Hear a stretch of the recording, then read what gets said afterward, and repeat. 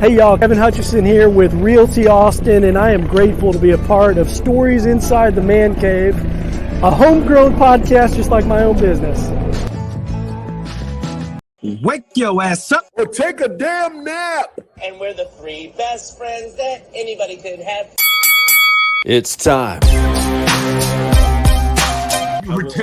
Sean, you were twerking. That's going to happen. Murph, don't be a dick all your life. It's one of the more fun podcasts I've ever done. Hey, I tell you what, if you're not talking about sports in the man cave, I better not say you got a bed. That's it.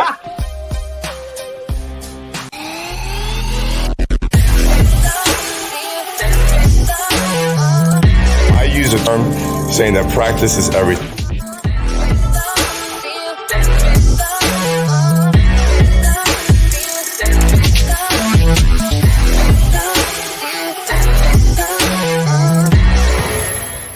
Coach, I don't know about you, but I know we're a month away from kickoff of high school football in the great state of Texas. But just watching that open for you, I'm fired up, and I'm actually just really motivated, just not only to hear you speak, but is there any way we can go through UIL just to give me one more game of eligibility and put me in a Del Valle uniform?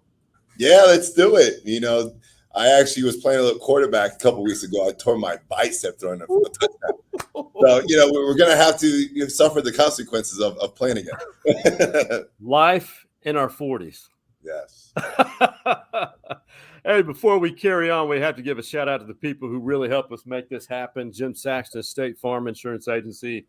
He is a Westlake and Austin OG. And here's an example of how long-standing this guy is and what he does. I bought a truck back in March, and I called him. He didn't answer, but he texted me and told his guys back at the office to take care of me.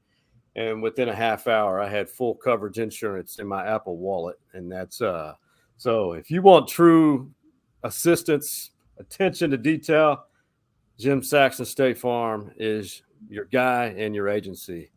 And that's so if you're buying a new car, Coach, let me know. I'll connect you too. I'm thinking about it. I might need a truck out here. Yeah. You're in Texas, baby. Oh, yeah. So Bobby Acosta, this guy really, if we're going to show his timeline we're going to go dive into a lot, but the timeline, if you want to call it a resume, is something very impressive in the fact that not only is he passionate about football, but his coaching career, family, everything. And before we pull that up, Coach, the journey to Del Valle, Texas, and for those in other parts of the country, it's right outside of Austin. Growing up here, I always thought of it as just basically a southeastern side of Austin. It's where our airport is located, and that airport, along with other businesses we'll talk about, big-time corporations, Del Valle is on the move. Tell us about this journey to go to Del Valle, and have you ever heard of Del Valle before that job was available? Well, in my coaching career, I've always looked at Texas high school football as the Mecca. And I remember always looking at the posting, and they would say, you need this, you need a master's. And right. You see the job posting, and you're like, how do I get into that world? And I think at IMG, we played Duncanville. Right. And I remember saying at halftime, boy, there's a spirit in Texas football that I want to be a part of. And so went through the journey, went through the year. And after the season, I'm like, I'm going to put my name in the hat for a couple of jobs. And I knew nothing about Del Valle. My athletic director or current athletic director gave me a call and said, just come down and take a look at it. She's a rock star. The basketball court is named after her. Right. Her father was a football coach in the state of Texas. So we hit it off right away. But I first came down here. I'm like, oh, no, I can't. There's nothing here. And I did my research, and I saw what was coming in. I came back down for the job interview, and I met the people, and the people sold me. These people here are caring. They want football to be very important. They want to be successful. So when I looked into our kids, I'm like, boy, this is what I grew up in. So I saw a lot of things in our kids that I was a part of growing up. And as soon as, we got together, I'm like, this is my dream job. and people saying, boy, you won a national championship at IMG. And I'm like, that didn't do it for me. Mm-hmm. The building this the way I see it is I'm having a blast. And, I think we put Del Valle on the map right now. I think people are talking about us across the country. And ultimately, we have the best schedule in high school football. We play the most competitive schedule in high school football. So that's why I'm here. I'm looking forward to that schedule. Who are your non-district opponents this year? With McNeil. Yeah, we're playing McNeil. We're opening up with McNeil. And, a lot of focus on that team because I think last year, earlier this season, we left a lot of football on that football field. Yeah. So I don't even talk about the next game with our guys. That's the only thing that we're focused on because you get that first one, it really could, push some momentum into your season. So that's our zero focus right now. Like we've broken them down about 10 different ways. I hired a new defensive coordinator that was a former head coach at Bastrop, Todd Patman. Great guy. So we're steaming along for our first game, and I can't wait for that. I can't either. It's there's the football, and we'll get into this part a little bit later. But the football in the ATX area right now, you think of two programs, Westlake, Lake Travis, but I think the growth of the areas around Austin is really increasing the brand, the quality of high school football. So this is what I'm talking about. This is very impressive. I almost ran out of room, and I loved going through this. And I'm going to remove your name here, but you see, Coach Acosta, a lot of college experience, head coaching opportunities, a lot on the East Coast, Ivy League experience, Syracuse, just a great bunch of opportunities and an FCS power in University of Delaware. The Blue Hens, they have to have the best mascot in all of the country. Oh, yeah. Tell me a little bit about this, because not only do you have to be mobile and open-minded, as all coaches have to be, especially on the college level, but to be in that mindset that you're okay with moving every 2 or 3 years. Yeah. And that's the golden question. I've got the question here. Are you staying here? And because if you look at my resume, I travel a lot. My high school, I was a head coach at the age of 27 at Monmouth Regional High School in New Jersey. And, I got into the college game to learn more football and how to manage a team. And if you look at the college in New Jersey, that's where I branded my offensive football. People know me for my offense across the country. People study the offense. We have about 10,000 people that study this offense. And that happened at a Division III school where the head coach allowed me to do whatever I want. He's like, find yourself and become great at it. And then, if you look at the stop after that, Bucknell, I was the offensive coordinator, but I was actually taking a job at Texas A&M with Noel Mazzoni as his analyst, offensive analyst. And then this opportunity came open, and Noel said, hey, you got to go be an offensive coordinator, go call plays. And I'll tell you this, I failed with that experience. I failed. And I wasn't a good play caller. And I had to learn the hard way. I wasn't a good staff member because I wanted to do it my way. I didn't listen to people. So I learned a lot from that experience. And then I actually, I interviewed for the head coaching job and was a finalist at Bucknell and didn't get it. So my heart was broken. And my buddy became the head coach at St. Scholastica, and he ran my offense. He says, Coach, come up here for a year and help me run this program. And we had 32 players on a Division III college football team. And my coach said, hey, I don't know if we're going to win a game this year, but this is in Minnesota running spread. And we actually went 7-3, and we had one of the best offenses in school history. My time at Syracuse, or my time at Delaware is with my mentor, Casey Keeler. He's the head coach of Sam Houston State now. Right. We had Joe Flacco. He was throwing the ball about 8 yards, and I say that's normal. But then he gets drafted out of the first round. But I learned a lot of football. I actually became an offensive coach at Delaware. But Syracuse was my dream job. I was a Syracuse fan. I loved Syracuse basketball. And when I got up there, it was just like a dream job every day. But when you get to the Power 5, it's a business. Yeah. So we didn't win enough, and there you go. You got to move forward. Cornell was good for me because I got the academic side of this and how important that academic network is. So a lot of my discipline comes from that academic discipline. I really focus with our kids on academic discipline. If you go to class and give your greatest efforts and engage in the teacher, all right, that 2.7 may become a 3.2. So if they're disciplined academically, they're going to be a better football player. So people ask me, hey, coach, how do you discipline your kids? Through academics. So if they're not going to class, they're getting more academics. They're getting academics with Coach Acosta. And ultimately, after that, you show interest in another part in their life, they're going to start to engage in what you're doing. Widener I became a head football coach for the first time at the college level. And it was like, oh, yeah, let's do this. I think we went 8-1, 8-2. But then Syracuse came calling because they wanted to run my offense. My best friend was the offensive coordinator. I said no first. And then the ACC money kicked in. And I'm like, oh, I got to try it. And then, IMG, I was settling in on a Division II job, head coaching job in Pennsylvania. And Widener called and said, we want to run your offense. And not Widener, IMG called, we want to run your offense. Come down and take a look. I'm like, no, I'm good. I don't want to go to high school football again. But I went down there. It was a great year of coaching college level players. They were huge. We had 35 Power 5 kids signed in January.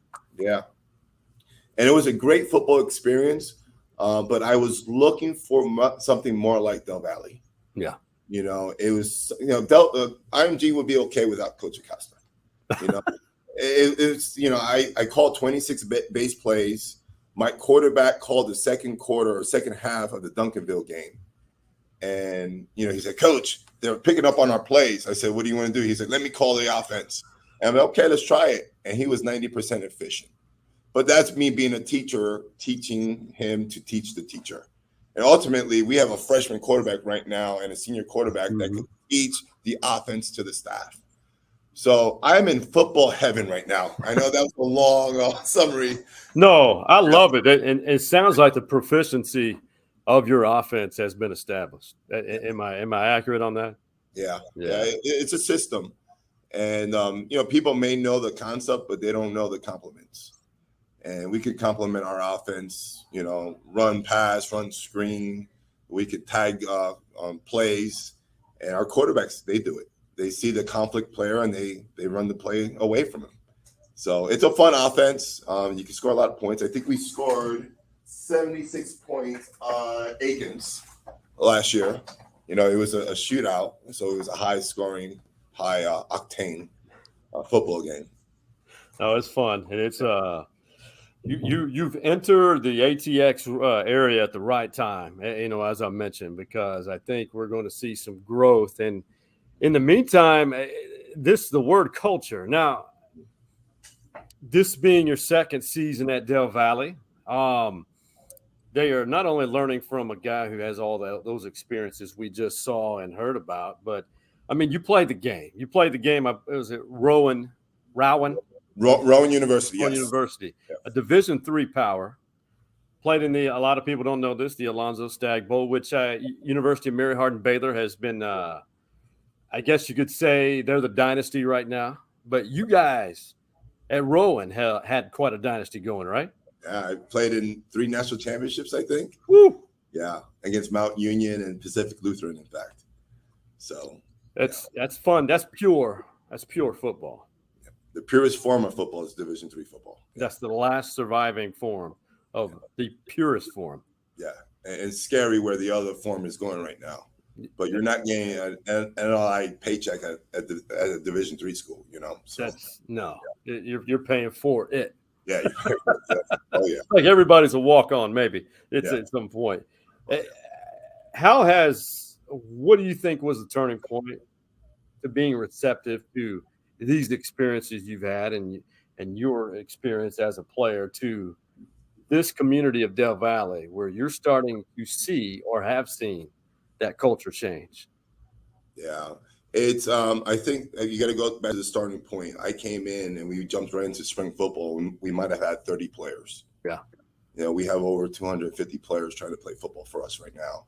And I think the biggest turning point is we focus on character. And we don't focus on a 3-star athlete. We don't focus on rivals. I said, hey, 5-star character. All right, we're gonna really focus on our 5-star character. And when you get kids saying the same things that you're saying, you can hear it. Coach, guys have 5-star character.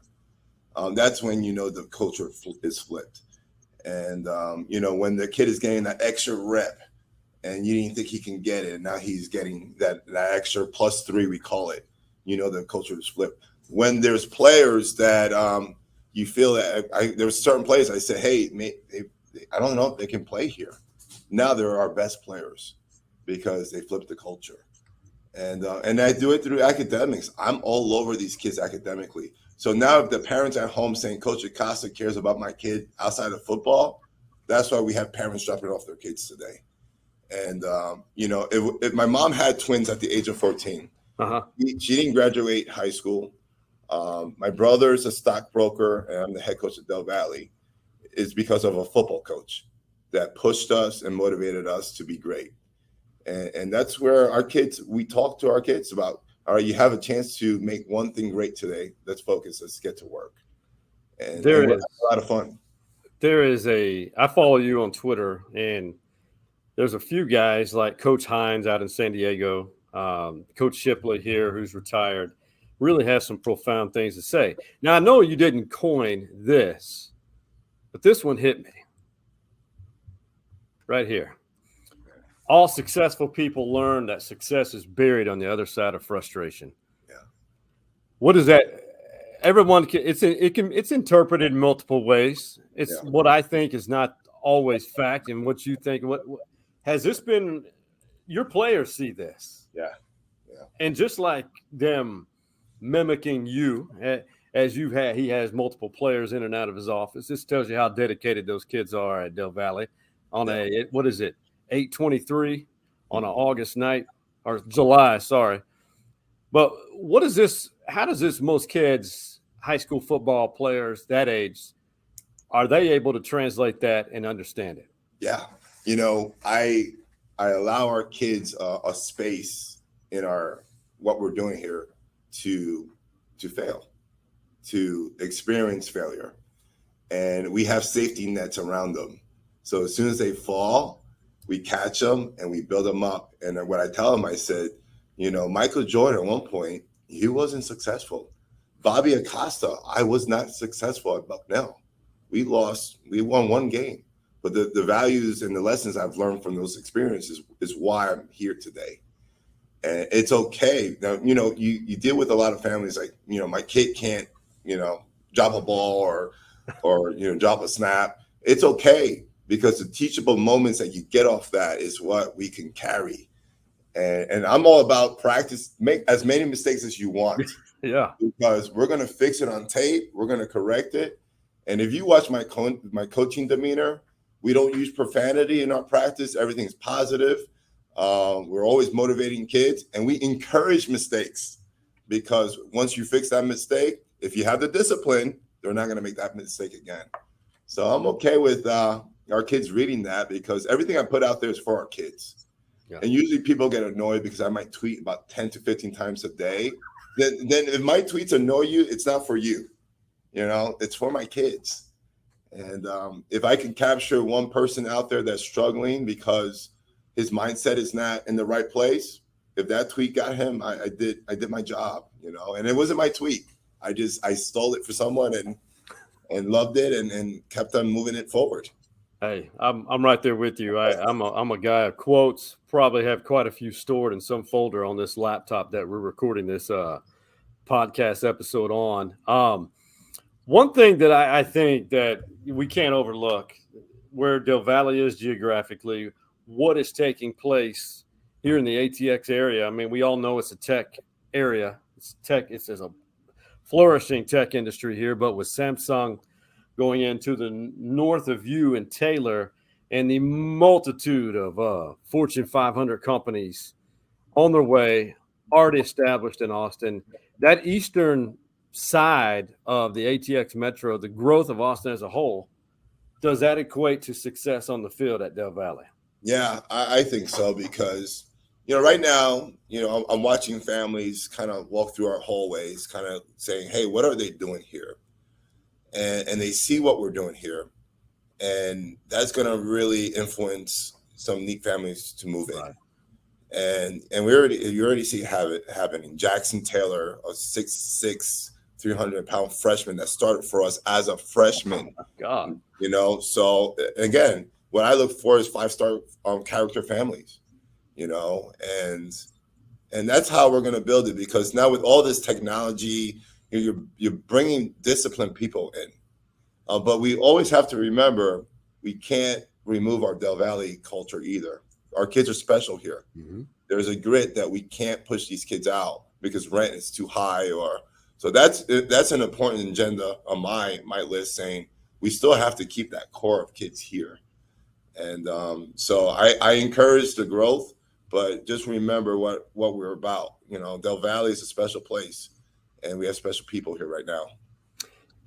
For those, a demographic breakdown of Del Valle, there is a significant presence of the African-American, Hispanic, Latino population. It is culturally diverse. It always has been. And I can tell you that salt of the earth people and kids who want discipline. And there's never been a lack of talent for athletics and academics there. It's just right now we're seeing a major influx of all more culturally diverse, if you will. Yeah. And that's got to be exciting for you guys. It is, because the diversity is the reason why I'm here. We have kids that are driving up now, and you can see that they're in a nicer car, and we have kids walking to school. Yeah. But if you put all that together in one team, academically, they're going to pull from each other. Culture-wise, they're going to pull from each other. It's a beautiful thing when it all comes together. And the team that I won the greatest with was Monmouth Regional High School. We had military kids, we had Black kids, we had white kids, we had Chinese kids. The diversity is the reason why we were successful, because we all pulled from each other. And if you see who I am, I'm Hispanic, my kids are Italian, I'm diverse as you can get. And so that's important for me, to keep the diversity going, so our kids could experience real world experiences here. That's beautiful, because especially in the day and age we live in, that I think that is a life lesson itself, what is taking place at Del Valle. Now, you heard Coach Acosta mention it, the IMG Academy experience. You were there for one season, and I want to play this as just a quick soundbite from you. And I think this was – everyone suffered. You talk about the Texas High School Coach Association, everybody across the country. It was very bizarre. And I want to play this and tell me if I'm wrong or right what I say afterwards about what I think this was in reference to. Top the list, so IMG Academy, #1 in the country. Well, I took the job in January 30th on my birthday. Got here, wanted to infuse my vision, the culture, and I thought we did a great job. We had about 6 weeks of work with our guys. So was that when the COVID lockdown happened? Is that what that was about? Yeah. 6 weeks, that's all you had. We had 6 weeks, and then we went on a break, and we didn't get our kids back. And so, I took the job on my birthday, and there's a deeper meaning there. Mm-hmm. My father passed away maybe 6 miles from IMG, and it was on my birthday. Man, I hate that. Yeah. And when that job became available, and when I was offered the job, I said no, because it was just like, I don't belong there. But after I just opened up, it was just like, I belong there. That's why I'm getting this job. So, but, I gave it 2 years. I gave it 2 years that we can win a national championship there. And it happened in one. I had to get rid of some players, because the character wasn't right. And as soon as I did that, there was 5-star athletes. As soon as I did that, it changed the team. And then you start watching the team drive itself. And it was special. And that's what we're doing here.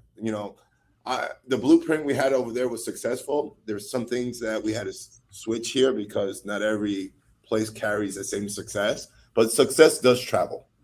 Yeah. And I can't wait for us to get to that point. So I have to ask you this, just because I heard it in a lot. I think you heard it too. I mean, anybody. There was a concern, especially by the Texas High School Coach Association, with the growth of IMG and the recruitment of players. What, being on this end, you were there present on the ground there at IMG. Did you hear or see all those from other coaches associations from other states? Well, it was interesting because we were trying to play a Texas team and Duncanville agreed to it. And I don't know how they did it. But it was, the first thing I did was I didn't want to recruit a kid from Texas because the kid didn't need to leave Westlake to come to. They did because they had everything in Westlake. But we did have about 2 or 3 kids from Texas. Mm-hmm. But that's one of the reasons why I started looking, because I started to get a stigma of he steals players and he's not about, the right things. So I kind of looked at myself. I'm like, no, I'm not comfortable with that. Mm-hmm. I want to grow my own players. So that's why we had our middle school camp here today, because we're growing our own players. And so that it was something that was a driving force for me, saying, go find a high school football program that you can build yourself. And you honestly, there at Del Valle, I'd be remiss not to mention this. If anyone has not been to Del Valle High School, the facilities are absolutely stunning. The indoor facility, to me, is nicer than Lake Travis High School, which is a perennial, annual, state power, well-established. Your locker rooms, everything. I want to say FCS level. Am I exaggerating? No. We had FCS coaches come, and Coach Keeler even, he's like, we don't have facilities like this. and when I first came here, I walked through the facilities. I'm like, you can build it. And we just turfed our softball fields, our baseball fields. And I don't know what's next, but, it's a great situation with the facilities here. I love it. And go on to Twitter. When you see this episode, I'm going to post some photos. They're older, but that facility is top notch. Hey, we got to pay tribute. This sponsor of ours has their own segment. It's rather amusing. It can be a little embarrassing for some.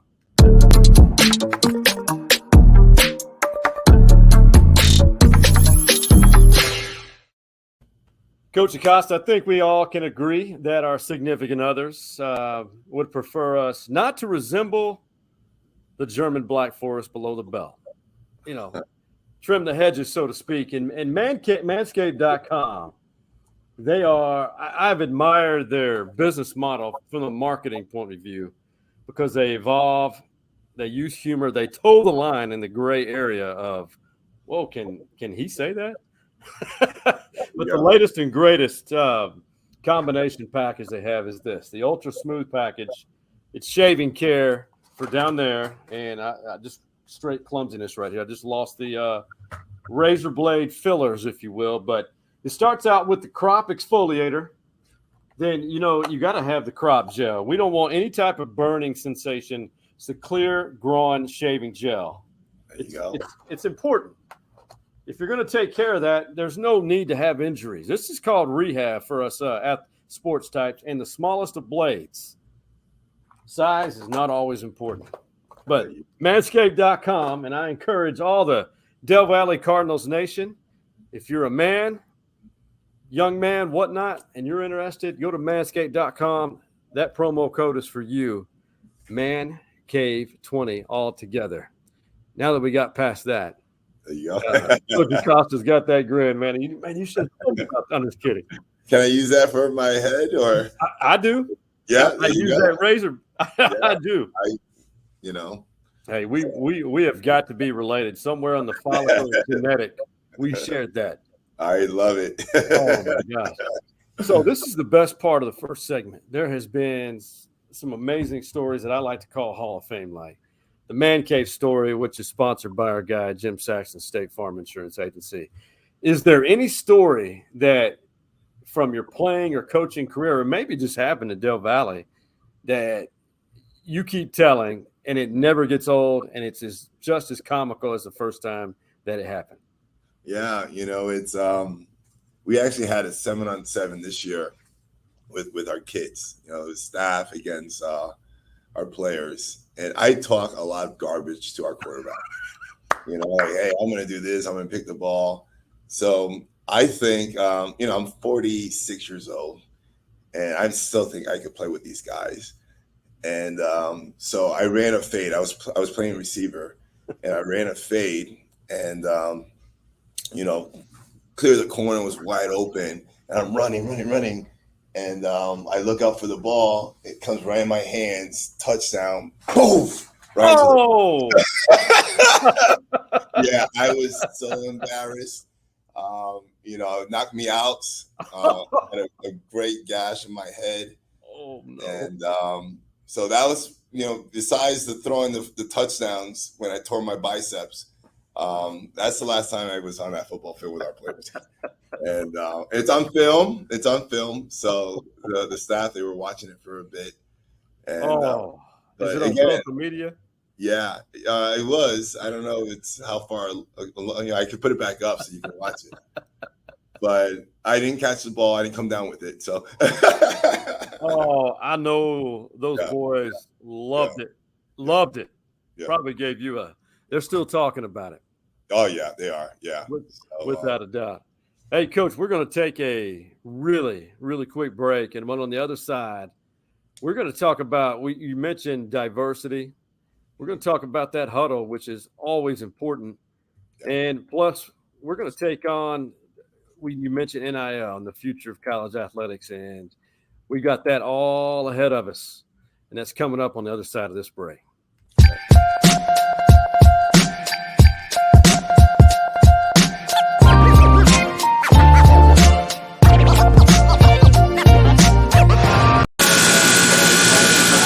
That's the sweet sound of frigid air to help us make it through this Texas heat. But if you experience issues with your AC and are sweating inside of your own home, you need an honest and locally owned company to make those repairs. Now, I know of a place which is not only locally owned, but veteran owned too. Honest AC and Plumbing prides themselves on their handshakes and their quality of work. If you live in North Austin or in any of these northern suburbs of the ATX, give the boys at Honest a shout. Be sure to tell Floyd, Will, David, and the staff you're a loyal Stories Inside the Man Cave podcast viewer and follower. This is JJ Gosh, CEO of the Austin Gamblers, and segment 2 of Stories Inside the Man Cave is next. That blood that trickles is the same color. Everybody's tired. Everybody's hurt. It is in this process that the miracle occurs. Men who've been raised to hate each other's guts become brothers. I've seen racists reformed. I've seen the most unlikely hugs after victories or losses. I've seen inner city kids invite country boys from the mountains to go home with them for Thanksgiving dinner, and I've seen those invitations accepted and reciprocated, thus changing parents' lives. Coach, every time that I hear that, and that's my goal to have Bill Curry on for an episode. It's truthful. That's not exaggerated. That is fact. The great game of football has a very unique setup with a huddle. Do you have any moments in which you've seen, and I love bringing this up because of where we've been the last 2 years, especially, what it is, if the American society could mirror the huddle, I think all of our problems could be resolved. Yeah. It's, what we say, it's one heartbeat. So when you're in that huddle, there's a lot of focus. There's a lot of, there's a brotherhood in there that say, give me the play, we're going to execute the play. I got your back. And, I think all this spread offense is breaking the huddle. Yeah. And you're losing that relationship, that trust, because everything's communicated by hand signals. But the huddle, and I'll tell you this, we go in the huddle when it's most, crucial. 3rd down and 1, 4th down and 1, huddle up, get the right play called, look at each other in the eye, because kids don't do that anymore. and listen to the person that is in charge and execute it at its highest level. And, I think our society right now, we're hiding behind cell phones, Twitter, Instagram, and we're losing that communication, face-to-face communication with people. And, I think the Zoom thing was a great tool to allow people to learn a new skill. But the in-person interviews are still what's needed. And, what we do with our kids, I put my kids out in front of our players all the time. So, ultimately, the huddle for me, it allows our leaders to lead. It's hard to lead on the outskirts when you just signal people because you lose some details. So, I put our kids in the huddle a lot. Our senior leadership group is the huddle group. And I love it. Yeah. That's important. Yeah. The art of communication has taken a big hit because of what we went through in that lockdown. And that, I could talk about the huddle and the analogies all day and cliches. It's just, I'm very, very, very, I stand strongly for the benefits. If you look in the huddle, you talk about it's one of the most diversified groups. Yeah. And you talk about football teaching life lessons. That's what it does. Hey, segment 2, sponsored by Farmhouse Delivery. Coach, I don't know what you have in your home, but if you have any interest in organic fruits, Texas grown beef, chicken, whatnot, when I discovered this, I did it just as a customer, and it is unreal. They deliver it to your doorstep, Farmhouse Delivery, and it is some of the freshest, best tasting fruits, vegetables, whatnot. They have meal kits. And even for us adults, we need adult concoctions during the summertime on a boat or wherever on a beach. They take these Austin products, and the latest and greatest one is I believe the Bloody Mary mix from Austin. There you go. Yeah. I sampled it. All I got to say, just from my humble opinion, it's one of the freshest. You taste everything. Phenomenal. Yeah. FarmhouseDelivery.com and use the promo code MANCAVE, 2 different words, 20% off of your first order. You briefly mentioned it. I'm a little concerned. I'm all for NIL for a young man or woman creating their own marketable brand because the lack of opportunities to generate an income, because it is hard being a student athlete. Yeah. You don't have parents paying and giving you their allowances. But your take on this, I agree with NIL, but we're in such a huge gray area. Do you think there will be legislative action controlling it more, or do you think it will stay with the model it is now? And if that is the case, what will be the long-term impact on collegiate athletics? Yeah, I think, what's in place right now, it's not working. Every state has their own laws. And, I don't know if the NCAA could get a handle of this because, we talked about this as a staff the other day. I think, you may see teams leaving the NCAA and starting a new whole governing situation so they can manage this. And it's scary. I remember when I coached Syracuse, Brisley Esteem, my wide receiver, he had a kid and he couldn't even pay for diapers for his kid. And I could see the benefits of this, but I know when I was his age, I couldn't manage money. And that's, you have to go through experience to manage money. And there's a lot of influences from lack of experience from managing money. And, it's scary where this is going because ultimately, what does the college football game become? It just becomes free agency. And that's not healthy because a kid may go to school. Why do you go to college? Just to get an education. 100%. And I think we're losing that because when football is all said and done, you may get this money, but if you get injured, you can't play the game anymore. You're going to have to know how to manage money, raise a family. And, that's what's scary for me because I wanted to put some type of proposal together and say, all right, you get a 3.5, you get 10% of your money. Put it back into the academics. And, I know JJ McCarthy, my quarterback at IMG, he's giving it back to people. So, I can see that being, a good thing also. But the big money that's happening now and these big people, donors coming out, is going to destroy our game. And I think someone needs to step up and say, we don't need this in a kid's life right now. So, especially the large sums of 6 and 7 figures. Yeah. Yeah. I mean, it's when your quarterback is making more money than your position coach in college, that's hard to coach. I've coached in the NFL, and I wouldn't go to the NFL because ultimately you have to manage rich people. And, I think I want to teach young people, and that's why I'm in high school athletics right now. But, the thing now it may move to high school athletics.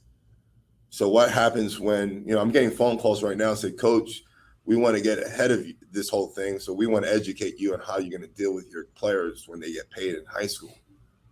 And I'm like, oh boy, where's this going? Oh God. Yeah. So you don't have to answer this because I don't want to put you in this type of situation where you have to answer, because you don't. So I've heard a multitude of opinions. I've asked several people, basically other coaches, other people who have a vested interest in high school athletics about the UIL. Longtime friends, allies there. Do you think if that comes up, does the UIL have the authority to not allow it? Or do you think the powers that be in our state legislature, can they prevent the UIL from preventing NIL with UIL sanctioned student athletes? Yeah, what I'm saying, the NCAA is a pretty big organization, and these boosters just, went above their heads. So if there's people that want it, they're gonna skip the steps that they need to get this to happen. I would hope our league could, shut this thing down. Right. But I think it's a machine. And we need people to really talk the truth about what we're doing to our kids with this. So, I agree. I think I'm all for it in a controlled environment. Yeah. Jimbo Fisher at SEC Media Days, I thought he said it best. I know he speaks really fast because the question was brought up about him and Nick during that little beef they had, and Jimbo called a press conference when he shouldn't have, to bring more attention to it. But this was they changed tunes. This was Jimbo on NIL, and it's very similar to what you said as well. No, because of the things, the way what he said when I said, that we're moved on from it. But NIL, like I say, guys, there's no rules. Each state has its own rules. It's not just an NCAA thing or a national thing. There's each state, like for instance, in Texas, we cannot bring up NIL to a recruit. We can't say it. We can't promise. All we can say, if guys on our team have it, that's all we can say. Other states can prevent written contracts. They can send you a written contract to a guy. I've been going through that in a recruiting thing it's just the world we're in, and we're frustrated because there's no unification of what happens and the way it happens. You know what I mean? And it's just a different day and time. But listen, change is inevitable. That's the rules we have to play by, so we all have to adapt and adjust. And if you either adapt and adjust or you don't, one of the two. So, adapting and adjusting, if you're talking about adapting and adjusting, does that mean accepting? Yeah. In my viewpoint, yeah. And if you don't accept it, you might be left behind. Yeah. So, and we had 120 schools visit us this past school year. It's amazing the pitch that some coaches had. And I'm like, wow. Well, I know this. When I was at Syracuse and you gave me 2 big bags of money, I'm going to get anyone in the country to come to Syracuse. But that's what I felt. I'm like, it's like, who has the most money? And so, again, I want our kids to be in a position where academically they could be successful in college, where they can spend 4 years, meet their wife, meet their ultimate friends, have a great social life. Now when they're running around in the Lamborghinis and, it's just like, boy, it's, I grew up poor. My mom worked 2 jobs, but the character I have and the core values is because I grew up that way. You know, now kids are driving around Lamborghinis as a freshman. I had a beat up gray rusted pickup, my first vehicle. Yeah. And the second one wasn't much better. No, I didn't buy my first car until my first teaching job, you know, because I needed to get to work, you know, so yeah, it's amazing. It is.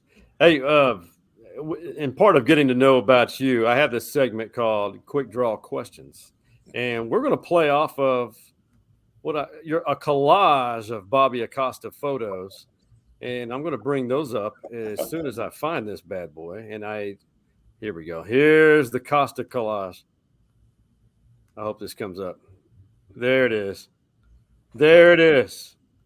So let's start in the bottom right. I guess we could say that's present to some of the older photos. Yeah. I love that photo. That's the indoor facility I was talking about at Del Valle, correct? Yes. Oh, yes.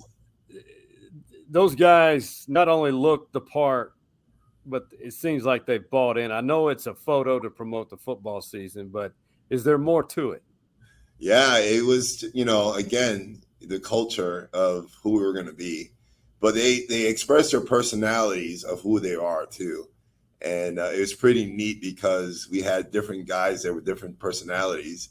And you look at number 48, you know, he's going to play at West Texas, but that's what he's about. You know, he's going to, you know, run through you with whatever he has in his hand. And you look at Braylon, you know, he's one of our best receivers. So that was when I first got here. We took that picture. It was going to be like a promo trying to get our program out there. And I think I look pretty mean too. Good pose. Yeah, I love it. So that was a good memory. We actually, that was something to get our guys fired up, to show our different uniforms, to get people excited about what we're doing here at Del Valle. I love it. Yeah. Go to your left. It looks like, and I'm just going to go ahead and guess, was that after winning the national championship at IMG? Yeah. On the left? Yeah, I don't know. You know Mike Sellers. He was a fullback with the Washington Redskins. Oh, that's him. Yeah, that's him. He was my tailback. But, you know, those guys out there, you know, if you look at my staff, it was an all-pro staff. I had Mike Sellers. I had Chris Dishman, Pepper Johnson. Ooh. And I had a 5-star staff with 5-star players. So I had to manage all that. But when you win and you do it together, you can see the smiles on your face. And that's a memory that we're going to have for the rest of our life. 100%. And that was, you know, you look back, whether you agreed with the system or not, it's an experience that will stand with you the rest of your life. Top right, it looks like you during your time, you spent a year or two NFL with the Browns. Is that right? Yeah, with the Browns, the Cleveland Browns. That's where I met my best friend, George McDonald. He hired me at Syracuse at the next picture. And, you know, I'm his son's godfather. So, wow. So, you know, the relationships that you make in college football or just in football in general really carries to the next generation. But I was with the Cleveland Browns, and I was coaching tight ends. And, you know, it was interesting because, again, it was hard to coach those guys, you know, because, you know, they're looking at a Division III former football player and it's, coach, I'm all pro. I got this. But it was a good experience. I learned a lot. Middle photos were your happy place, Syracuse. And that Ishmael, is that the Rockets' son or nephew? Their nephew, yeah. Yeah, he was as good. He's in the Hall of Fame also, Steve Ishmael. And he was my player, you know, and his faith was the ultimate, you know. And we were playing Florida State, and I said to him, you need to take off your cross because you're going to lose it. Guess what? He lost it on the fourth drive. And he could not play for the rest of the game because he said God was punishing him because he didn't want him to play that game. So you can see me on TV looking for this cross the entire game. And we were so out of whack that game because we couldn't get him back engaged in the game because of the cross. But I actually talked to him last week. So I stay in touch with my players. And, you know, we spent a lot of time together. He was homesick. He was from Florida. And, you know, I treat the kids like they're my own kids. So that relationship was very important for me. I love that. Those are the type of stories that that's what this podcast has really created, and those types of stories stick. And I save the best for last. This your pride and joy, right? Those are my babies. This is why I do this. I wake up every day motivated to be the best dad as possible. The unfortunate thing is they're in New Jersey. So, I talk a lot to them via FaceTime, and they come down, I go up. But my Sophia, she's 9 years old, and she's like 25 years old. Aiden, and she's the athlete. She loves sports. Aiden, I think at Syracuse, and I'll tell you this is hard also with kids. From Syracuse, we lost. We didn't win a lot of games. And he saw losing as daddy's going to lose his job. Ooh. So he lived with that every weekend when he watched us on TV or came to a game. So when he left, when we would lose, he would come up to me and say, "Daddy, are you losing your job?" Oh. And when we got fired at the second season, it crushed him. And he never wanted me to coach football again. So this is the reason why he does not do sports. But he's like a 4.0 in his school. He's a computer genius. He builds his own computers. So I'm good with that, and, if he likes the athletics one day, we'll accept it. But, you can see what the college game does for families also. It rips families apart. Mm-hmm. And that's why I'm doing the high school thing now also. That is a good point. I've seen quite a few friends here that when I returned to Austin in 2012, became friends with quite a few assistant coaches at UT, and the turnover that they've had recently. Without naming names, you could probably guess them who they are. It's hard. Yeah. Not everybody can say, well, the money. Well, it's hard for a family, and it's sacrifice made. Hey man, tell me something good.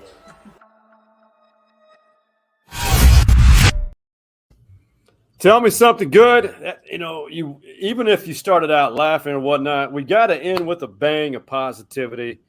Coach Acosta, what do you see that's really positive going on in your world, or maybe in our society, that people are maybe overlooking? That's extremely positive, that people should maybe turn around, open their eyes, and realize, it's not as bad as it may seem. Yeah. We just overcame a huge, pandemic, COVID, and we're back to living life again. Yeah. Going back to school, going back to work. We're doing our athletics. We're watching football on TV again. And I think people forgot that the world stopped at one time, and we had no idea how to function in that. And for us to fight and keep on fighting, trying to find new ways to get us over this hump, we're living life again. And this is part of the new normal here, that we're going to always think about COVID, and we're going to have to get weekly COVID tests. But we're still, we're raising our kids. We're still breathing on earth. My kids, I still get the phone calls every day.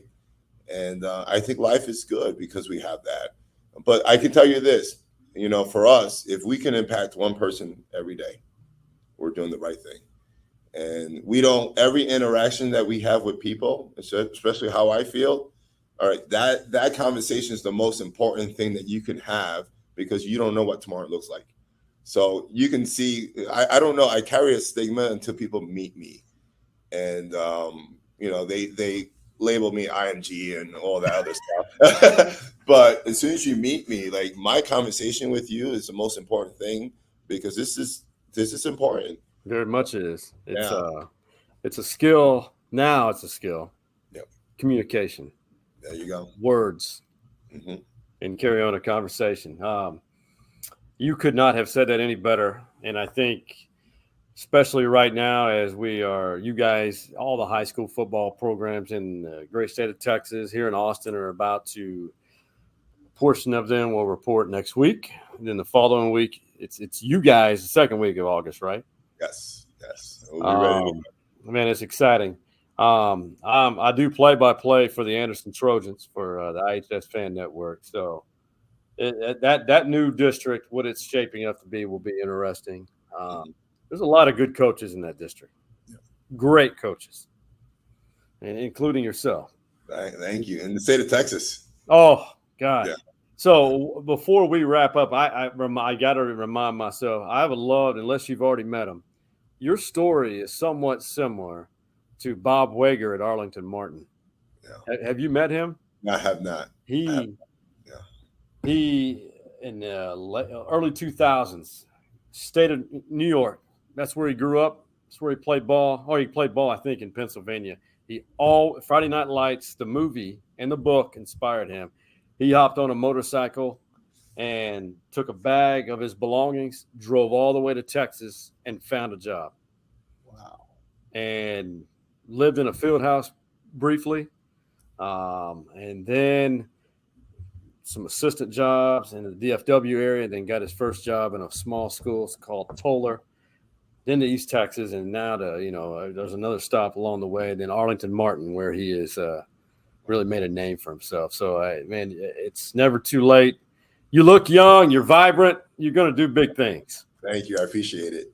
And I appreciate you making the time for now that you're now a VIP alumni for Stories Inside the Man Cave. Nice. Beautiful. Put that on your resume. I will. Hey, brother, I appreciate it. And we'll have to get together again soon. I'd love to hear you and hear your stories and talk ball anytime. Yeah, I love it. And I appreciate you for having me on.